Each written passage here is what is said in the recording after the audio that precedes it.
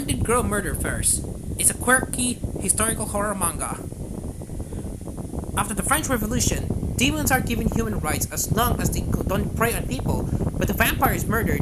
Her husband seeks out private investigators because even though he doesn't prey on people, there's still justice against vampires. Enter detectives Sogari, Shinochi, and Aya Rindo. Suguro looks like a pretty normal boy, except there's an unexplained line that goes across his face. He travels with a maid, but the maid isn't Aya. Aya lives in the birdcage he carries around with him. She's only a head.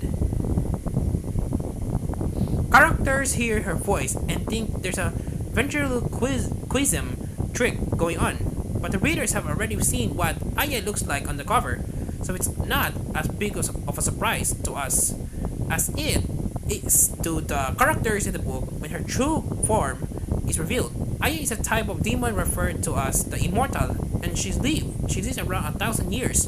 This is giving her a lot of time to learn about human behavior and to give her a keen eye on observation. Hence, she's become a detective. As a demon herself, Aya doesn't mind helping out vampires, and by the end of the first volume, she names the suspect. John the Wolf situation isn't solved, and that is left for the next volume.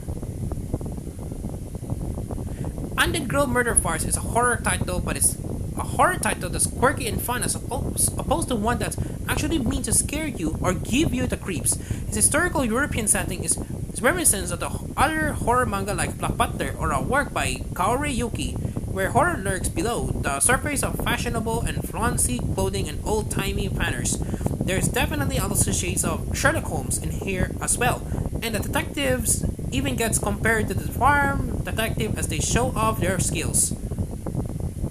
Undead Girl Murder Farce is a digital-only manga, and its first volume comes in at only 151 pages, making it a pretty short read. The short read don't sweep readers away into a new offbeat world. So far, nothing really in-depth was happened, but the premise and characters are fun, and the setup is so it could solve a lot of mysteries and go into Aya's history.